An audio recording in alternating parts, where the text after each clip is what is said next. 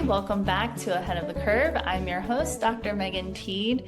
And since it's Scoliosis Awareness Month, I'm especially excited to bring on our special guest, Emily Hale, founder of Curva, a UK-based scoliosis-focused movement platform that's empowering people with spinal curves and spinal fusions to move better, breathe easier, and feel more at home in their bodies. I can't wait for you to hear more about her journey, her mission with Curva, and how she's helping people all over the world move with more confidence and less pain. Welcome, Emily. Hi, that was such a lovely introduction. Thank you. It's lovely to be here. So good to have you. I don't know that I've had somebody from a different country on my podcast yet, which is crazy. Ah, you've gone international. This is good. Yeah. Well, there you go. We need it. I feel like scoliosis care is lacking in so many places. I feel like we have to band together, don't we? So this is good. Yes, definitely. So Emily, I would love to have our listeners learn a little bit more about you and your scoliosis journey. Can you share how it led to you creating Curva? Yeah, so I was diagnosed as a teenager. Probably the most common story of them all. I was going through puberty and my mum noticed my curve and it was pretty big. It was 54 degrees, I want to say. I had an S curve. And so they pretty much just directed me straight to surgery. No other options were discussed. And I wonder as well, this was getting on for 15 years ago now. I think they're probably better at involving patients in discussions now. But yeah, we're straight into surgery. So I found that when I came out of surgery, I just felt really isolated. I wasn't sure how to feel better, how to recover. I still obviously have some scoliosis around my fusion as well. And so I would get very stiff, very sore, and just had no idea what to do. So I kind of just got on with it as you do as a teenager. I was very active. And it wasn't until I started a desk job that I really struggled. And I'm thinking back now, I probably only lasted 2 years in my desk job, and I trained as a Pilates instructor because I needed a way out. I thought I can't just be sedentary forever. So trained in Pilates, and I found that really exclusionary. So I've Mm. got quite a long spinal fusion. And they would ask me to do things like roll down and do these big twists. And I had to do these things to pass the qualification. And I'm sitting there going, I literally can't. And they said, oh, just talk me through it, pretend you can do it. And I thought, this is ridiculous. And it was that led me to think there's a whole community out there of people with the same spine as me. Why is there not something made for us? So that's what kind of started me on the journey of creating that trial and error to find things we could do with our fusions, which was interesting. And then ultimately training as a physiotherapist so that I could offer a slightly more in-depth level of care, I suppose. So it's gone full circle because you go from hearing scoliosis for the first time and going through surgery and waking up and trying to walk for the first time. And when I was doing my physiotherapy degree, I had a placement where I was doing that for other people. I was helping them to walk for the first time, and it's an amazing experience. So I feel really lucky that I've been able to turn such a horrible experience into something so positive and meet so many lovely people who are in the same boat. It's been really nice. That's amazing. Um, I'm impressed that you went and took that step and went to physiotherapy school after all of that because that's a big endeavor. It's a It was big, a big hectic, yeah, hectic degree. It's tough, isn't it? You guys yeah. call it physical therapy in the US, isn't it? Yeah. So I think it's quite a physical demanding career, isn't it? So I think I was definitely hesitant going into it, but glad to have taken that step. That's awesome. So other than Pilates, have you had, you said you were really active growing up. What were you in, like sports and things I like that or dance? Yes, I danced and I did figure skating. So very flowy, bendy things that obviously post-op, I have definitely lost that range to some degree. But I definitely think that being strong and being active pre-surgery helped me with my recovery post-op. And I have gone back to it, probably not as much as I did when I was 16, but I feel pretty strong now and I can go and do an adult ballet class and I have got back to it, which is really nice. It's awesome. Yeah, I grew up dancing ballet, so I look back Yeah. at that like now knowing what I know about scoliosis and I'm like, hmm. Some of those Yeah. things maybe contributed to my curve. So yeah. Yeah, it's tough, isn't it? Especially if you're training at a high standard, it's a lot of stress on the body, and you're really pushed into these bendy positions and perhaps not given as much support on building that core strength to manage it. It's tough. Yeah, absolutely is. What would you say with your business, Curva? What is your core mission with this work? What Uh, would you say is your main? my my big thing that I'm really keen to support on, this is going to take me 20 years, but I really want to improve that long-term recovery outcomes for people who've had spinal fusion surgery. And that's come from seeing people who, like me, kind of just coped post-op and at most were given maybe a leaflet from their surgeon and sent on their way. And 10 years down the line, they're not active because they're scared, they're in pain because they're not moving, and they're really fearful of damaging their backs. And I just think there's a real hole in what we're giving to people and that support that we're giving to people because we should be able to live a really full life with scoliosis, with a spinal fusion. It shouldn't be stopping us from. We had one person that was scared to sneeze, for goodness sake. So, I think that that's where there's a real gap. I don't know if you feel that's the same in the US, that there's that missing piece. Absolutely. Yeah. And I mean, it goes from spinal fusion to scoliosis as well. You're told all of these things, differing things from your doctor. Like you can never um, ride a roller coaster. You can never like do this. And I think that whenever we make something so black and white, um, Mm. it ends up, really instilling a lot of fear in people. It does, and that's it, isn't it? If you come out of the surgery, of course you're going to feel fearful and delicate. And to an extent, for the first few months, yeah, we want to be careful. But once you're getting that sign off a year down the line, usually the surgeon's there saying, go for it, do what you want to do, go back to your contact sports, go and jump in your ballet classes.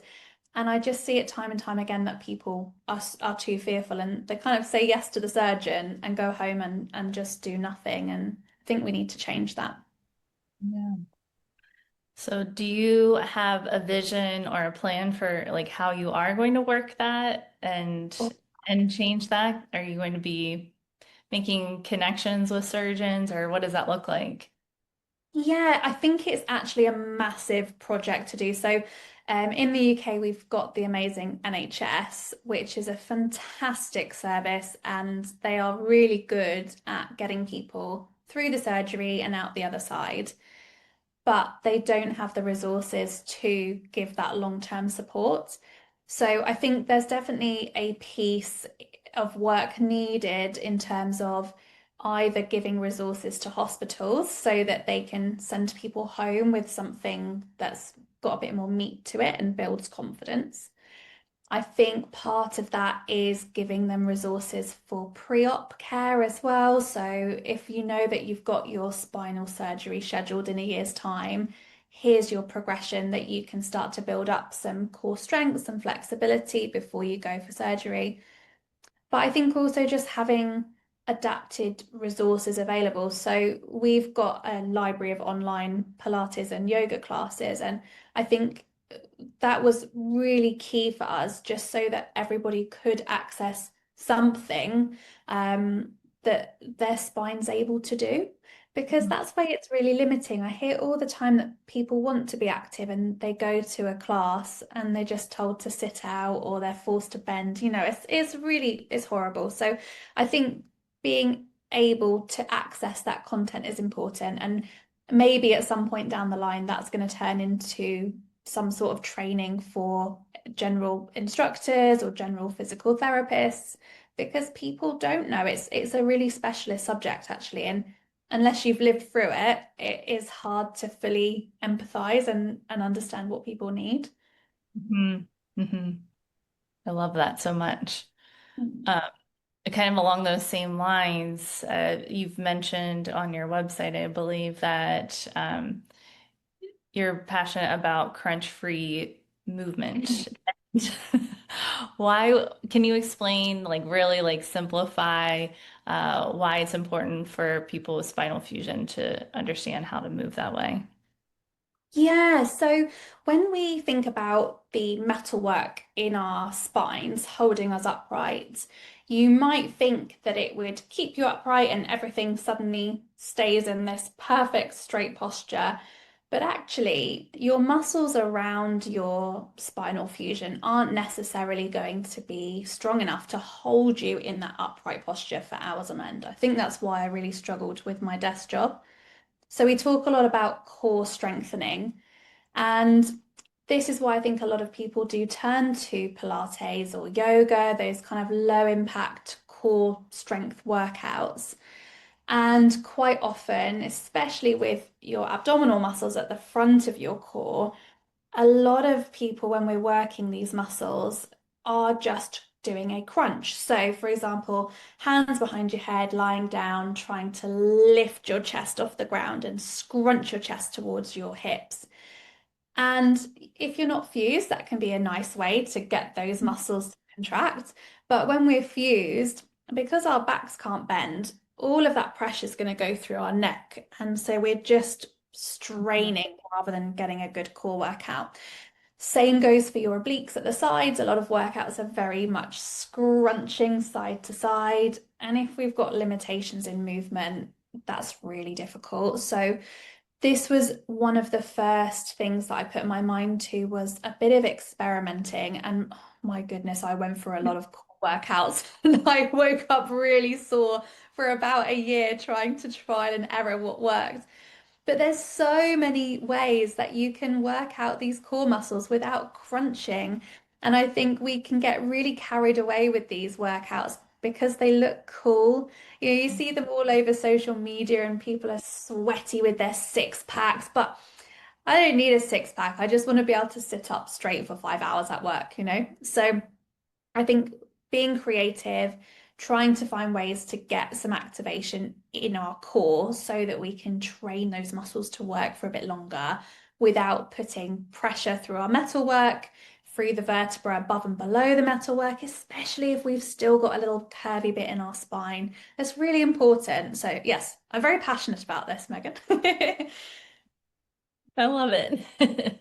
And it's super it's similar with scoliosis as well. It's like um if you're moving like you have a symmetrical spine, you end up emphasizing and reinforcing your asymmetries and your curve and strengthening in that way. So it's so important to understand what's going on in your own body in order to properly train and strengthen. So that's cool that you've personally gone through that experience and you can really relay that information in such a relatable way to your clients and your patients.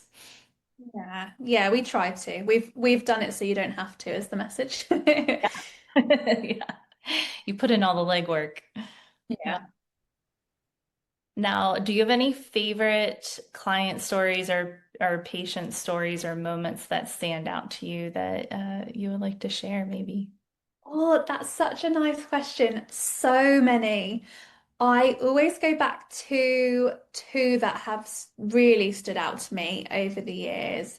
And one was a client who was getting married, and she had scoliosis, not a spinal fusion, and a quite a chunky curve in her back. And obviously, that does come with visual differences, and it can be really difficult to get your head around and accept that your body is a little bit different.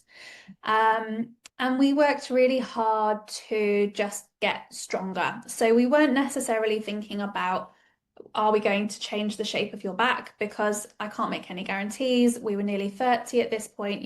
Our spines are going to stay pretty curved by that point.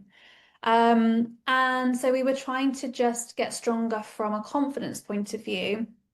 And also we did make a little bit of a difference in terms of postural muscles and just standing a little bit taller. And I think those differences are actually really underestimated in terms of the role they play in our confidence.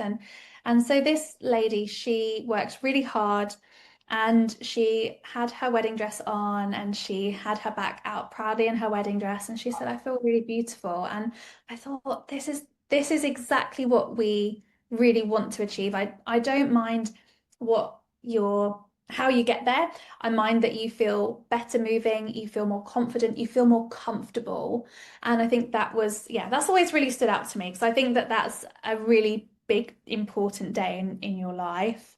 So that's the really emotional one. I suppose the funny one is a gorgeous client who was a dairy farmer, and she really struggled with pain. And I remember the first time she was strong enough to present her cow at a cow show. So there you go. That was a fantastic day for me. That's amazing. It's So so random, isn't it? Yeah. it's very random. I don't know. Well, I guess I actually do know one dairy farmer, but I mean, Oh, yeah, it's a male. It's not a female. So yeah. We'll have to connect them, scoliosis dairy farmers of the world. But I think it was really cool for me, because that was a particularly difficult one, because her work was so physically demanding that it's difficult to do the strengthening work and have time to recover when you have to then go and work. So that was a really interesting case. We're still working together now, and we're still trying to find that balance. But I think it's a good lesson for us in like pacing, and actually in how targeted strength can actually make such a big impact. It's just about putting the time in, isn't it? And trying to balance everything else, which I know is difficult. yeah, it is.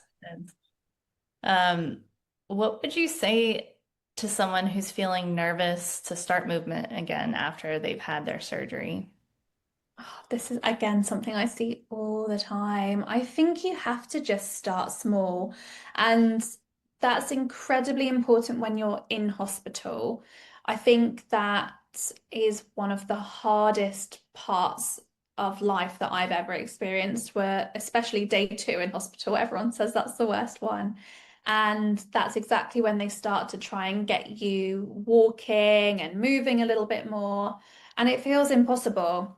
And you just have to break everything down. If you can do one step and then you want a rest, that's fine. And I think that's a really important mantra to take through to any stage in your recovery. If you've not been doing anything and you're 10 years down the line and you're scared, just start really small. Go for a 5-minute walk, go home, have a cup of tea, check that you feel okay. The next day, go for a 6-minute walk. Really, really break it down.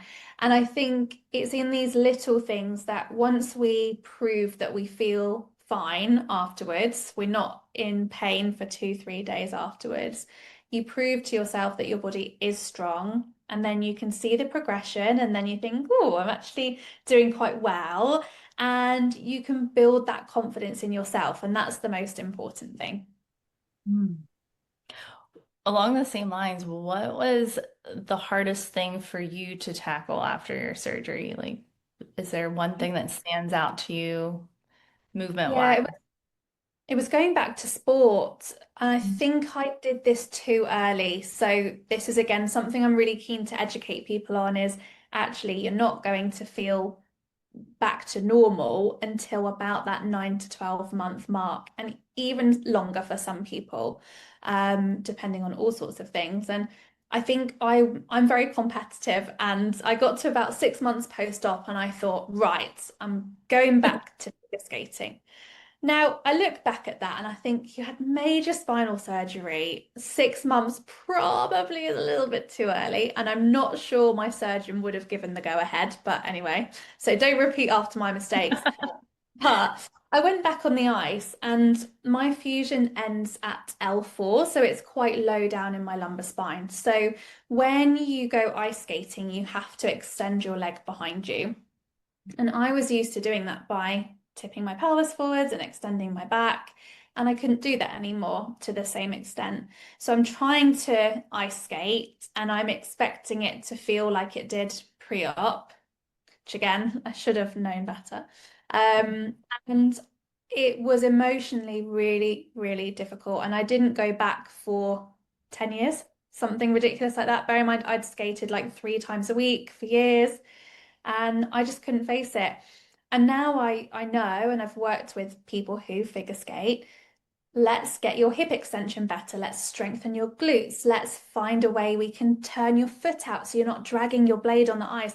There's so many things you can do, but I just didn't have that education. So that was a real confidence knock. And so, yeah, it wasn't necessarily the movement itself, I suppose, that was difficult, but just the emotion alongside it and feeling that my body wasn't going to work the same. And, you put lots of pressure on yourself, like, oh, what have I done? But I'm fine now. I have gone back to it since, and it's Yeah. absolutely.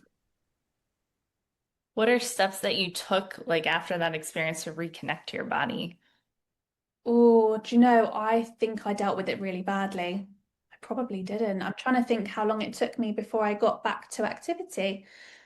I probably didn't get moving properly for a couple years after that, which is when I started going to Pilates classes.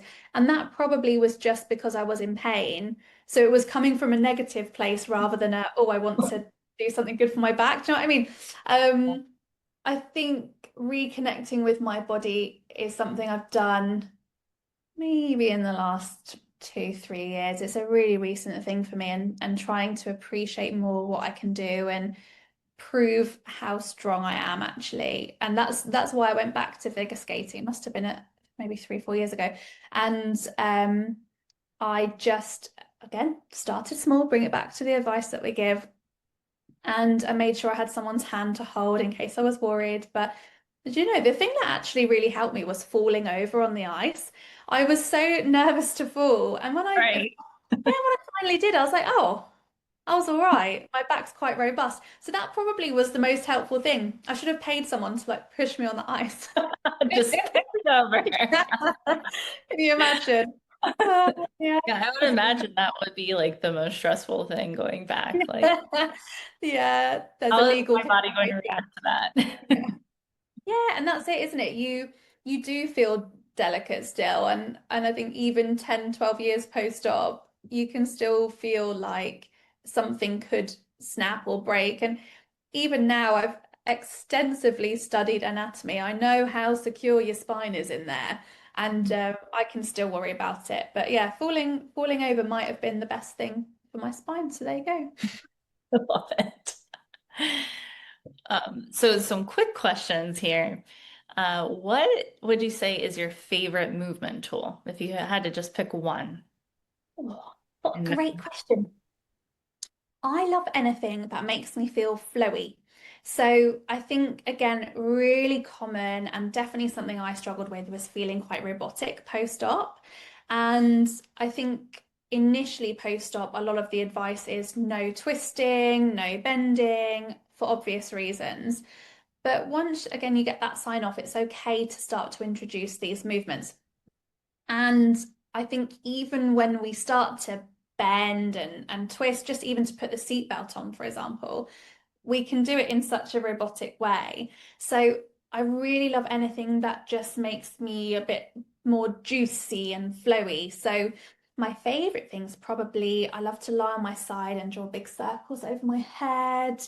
I love to do little side bends and just really think about stretching out and not worrying about making a really big stretch or feeling a big pull, but just feeling flowy. And that's really helpful for getting a bit of blood flow as well. So always a big fan. I love that. Who doesn't love to feel flowy? What is your top tip for staying consistent with movement with your clients, with your patients that you work with?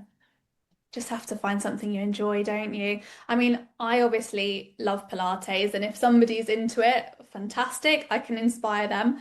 But I think it doesn't really matter what you do as long as you're active. So I see people that do Brazilian jiu-jitsu, or people, well, like even dairy farming. People do all sorts of things with their scoliosis and their spinal fusion. And I think if you find that thing that you're really passionate about, you just will keep it up, which is why it was a shame for me to not go back to figure skating. And I think if I'd done that a little bit later, I might have kept up that consistency. But obviously, I've found the flavor of that kind of movement in other things. So yeah, something that you enjoy. Unless it's bungee jumping, actually, there's the advice. No, if that's your thing, you're gonna have to axe it No, after Battle Fusion. Yeah. really say that's movement. That's like getting pushed. Yeah, Like that's like just adrenaline fall. junkie, isn't it? Yeah. Uh, What's the most surprising benefit that you've seen in your own body from your spinal fusion, having a spinal fusion? Have you seen like any, like, hey, this is actually a benefit? yeah, that's a really interesting one. It's difficult to pinpoint because I don't know what my body would have been like without it. And this is something I think a lot of people struggle with, isn't it? Is when making that decision, what is the benefit of the fusion? Because I don't know long term what the outcomes are without the fusion. Um, I think for me, it's probably given me some security in that sense that I'm not monitoring my spine all the time in terms of my curve getting worse and having that background anxiety, which I know a lot of people struggle with. Probably Mhm. comes with different anxieties, like the little bones at the bottom of my spine that aren't fused, they're probably working quite hard. You're going to have some worries either way. Right. But I suppose the security is quite good. And I'm really good at planking now because I'm kind of tailor-made for it. That's good. That would be my first thought, but yeah. Yeah. So you have a really cool charity event coming up that I'd love to hear more about. It's a trek up Mount Snowdon. Is that how you say that? Snowdon? Yeah. Gosh, I won't even try and say it in Welsh. But yes, it's the highest mountain in Wales, which is a little country next Oh, to England. Um, I want to say it's 1,800 meters above sea level, something like that. But I don't know if that means anything to you about how high it is. It's really big, really hard mountain to climb, okay? And there's 40 of us climbing, and we all have scoliosis or a spinal fusion. So I don't know if it's a good idea or a bad one to take 40 people with back problems up a mountain, but I think the thought behind it was just that with all the positivity that goes on online with scoliosis community, which is lovely, don't get me wrong, I think it can be a bit happy clappy, a bit words focused, and you're doing well, but do we actually believe it? Are we actually showing ourselves that we're doing well? So we thought, how can we prove this to people that despite our spines, we're actually pretty strong? And we mhm. thought, let's go and do a physical challenge. I'm not a marathon runner, so the mountain was the next option. And I think it's going to be a really powerful day. I think it's a tough trek, but it's doable. We're all going to support each other up, all have the opportunity to share our stories and to connect with each other, which you know well is so powerful. And I think there'll be a few tears, but I hope it will be quite healing for people as well to actually put a notch in their belt and say, "Hey, like, I achieved that, and I'm I'm doing well, you know. So I'm excited. And we've raised £15,000 as of today. I don't know what Wow. in dollars. It's a lot of money. So we actually have to climb the mountain now. We can't get away with it. Can't back out. Oh no. Have to give all the money back. But yeah, it's all going to an amazing UK charity called Scoliosis Support and Research. And they fund a lot of research into scoliosis itself, so bracing studies, movement, causal factors, and also spinal fusion surgery and long-term outcomes. And they have the most amazing support lines as well. So anybody in the UK with scoliosis can ring up and ask silly questions, ask recommendations. They've got free therapy that they offer to people. It's just an amazing organization. Wow. So we're really pleased to be able to support them. It's Yeah. incredible. Yeah. How did you say how far the trek is? How many miles or well, what's the I don't know Yeah. what it It's is. nine miles. Okay. So that's up and down. I'm not sure how much of that is up. But as I say, I think the elevation's 1,800 meters, but I don't know if that's a lot. I think it's quite a lot. I think Everest, as a comparison, Everest is 8,000. There you go. So a quarter of Everest we're climbing. Got it. Yeah. That's so neat. Can Yeah. people still join in on that, or have you capped it at the 40 people? I think we've capped it for now because it is in 2 weeks' time, but Yeah. I think we're gonna have to do it every year. Do you fancy flying across for next year? We get you involved. Maybe Yeah, that sounds amazing. we'll get you involved. Makes But so I much think we're gonna fun. yeah, we'll have to do it every year because I think even prior to the trek, people are meeting up and doing training walks together. And I just think anything that brings us together with people with scoliosis is so important. So yeah, we'll have to do it regularly. So if anyone wants to join next year, I'll have to get it started and signed up again. Can people contribute financially up until that point, Yeah, or how does oh that my work? goodness. Yeah, we've got a page on Just Giving, which I'm sharing all the time on social media. I can give you the link for the show notes. But yeah, that would be amazing. I don't know if is there a similar charity in the US that does resources or Um, I know that SRS does as Mm. well. They're a really great charity and Yeah. not financial support, but educational support here in the U. Yeah, it's I so don't know if we important. have like therapy though. Like that sounds incredible or a hotline. I'm not sure that that's the same. Obviously, anything in the States, the scale is just massive to be able to manage anything like that. But it's really interesting that they've brought in the therapy because I think people are starting to recognize the psychological impacts of even just the diagnosis, let alone the treatment, the fusions, the long term. And I'm starting to see some surgical teams bringing in psychological support as well as part of the team, which is so good. So, yeah, if So, we can get people feeling a bit more supported with mental health professionals as well, then that would be fantastic. love it. All right. Well, one last question that I like to ask people on this podcast, since it's called Ahead of the Curve. Is there anything that you're doing right now in your life to stay ahead of the curve? And it can just be like movement, a book you're reading. It doesn't have to even be scoliosis related, but is there anything that you're doing right now? Oh, that's a great question. I think for me, staying ahead of the curve, I'm trying to learn ways to push my body, and I have been trying lots of new sports. So we just brought in some new yoga classes because that was one thing that we thought would never be accessible for a spinal fusion. So again, we're going through that trial and error stage. And just trying out that new way of moving my body, I found it quite hard. And it's amazing how strong I've managed to get with my Pilates.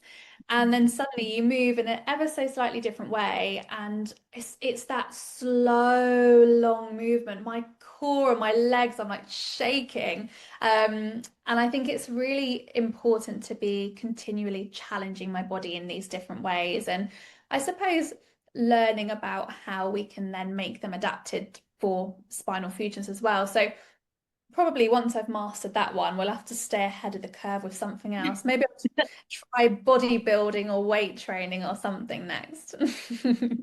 Fun. I love it. Thank you again for coming on. It's been a really fun conversation.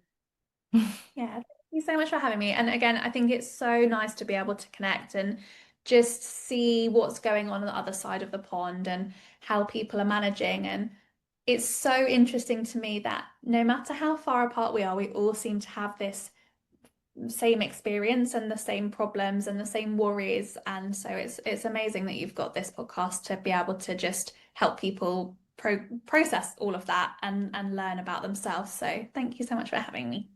Absolutely. How can people find you? We'll have this all included in the show notes, by the way. But if somebody wants to find you on Instagram or on your website, how can they find you? So we're at Curva Spine. So Curva is Curva. So Curva Spine on TikTok, Instagram, Facebook, and then we're just curvaspine.co.uk as well. Hey. Well, thank you so much for sharing your energy, your wisdom, and your story with us. It's been an incredible example of what's possible when we meet our bodies with compassion and curiosity. Thank you. Until next time, stay well and stay ahead of the curve.